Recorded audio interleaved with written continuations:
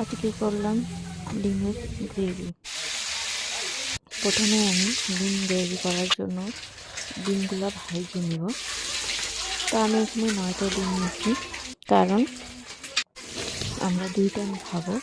তো যতজন মেম্বার ওই হিসাবে আমি 9টা ডিম নিয়ে নিয়েছি। তো ডিমগুলো আমি ব্রাউন ভেজে নিয়েছি। এবার দিয়ে দিচ্ছি ফোড়নে শুকনো লঙ্কা, আর দিয়ে দিচ্ছি হচ্ছে জিরা, আর পেঁয়াজগুলো আমি একটু পাটায় একটু বাইকে নিয়েছি। এই পাটাটা আমি শখ করে কিনেছি, মেলার থেকে কিনেছি আমার হাজবেন্ডকে। এখন তো পাটায় বাইটে কেউ সেরকম খায় না, সবাই মিষ্টিতে বাইটে খায়, কিন্তু পাটাতে আমার খুব ভালো লাগে। তাই এই যে জিরা আদা সব কিছুই আলাদা আলাদা বাইটে নিচ্ছি। এবার এইভাবে করে আজকে জিনিস ফ্রাই করবো। এখন সব কিছু জিনিস দিয়ে দিলাম। এখানে আমি টমেটো দিয়েছি, আর হচ্ছে কাঁচা লঙ্কা চিড়ে চিড়ে দিয়ে দিছি। আর এই যে আমি আলুটা আলাদা সিদ্ধ করছি, ডিমটা আলাদা সিদ্ধ করছি। আলুটা আমি কুকারে সিদ্ধ করছি, আর ডিমটা একটা বাটিতে সিদ্ধ করছি।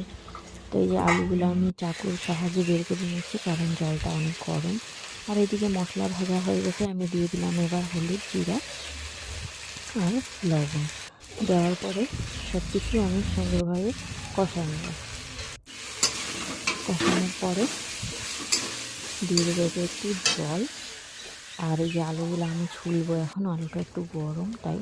আর এই যে কালারের জন্য তো একটু গুঁড়া লঙ্কা দিয়ে দিলাম, কাঁচা লঙ্কা তো দিছি, তাও জলটা একটু দিয়ে দিচ্ছি।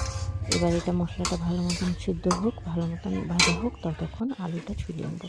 তো এই যে আলুটা ছুলে নিয়ে আমি গ্যাসটা কমায় এক এক করে গোটাই আলু দিয়ে দিচ্ছি। আলুটা এইভাবে নাড়াচাড়া করে ভেঙে নেব, তাই। তো আলুটা ভাঙিয়ে দিছি, আর এই যে ডিমটাও দিয়ে দিছি এর মধ্যে। এখন তো বোঝাই যাচ্ছে না ডিম কোনটা আলু কোনটা, তাও আমি আন্দাজে আলুটা ভেঙে নিলাম অল্প অল্প করে। আর ডিমটা গোটাই রয়ে গেছে। ডিমটা তো বোঝাই যাবে পুরো সাদা আছে। তো এবার আমার ঝোলটাও ফুটে গেছে সুন্দরভাবে। একটু মিট মশলা দিলাম, একটু হচ্ছে ধনিয়া পাতা গাছের, মানে বাড়ির, আর হচ্ছে একটু গরম মশলা দিয়ে আজকে আমার রান্নাটা আমি কমপ্লিট করলাম। তো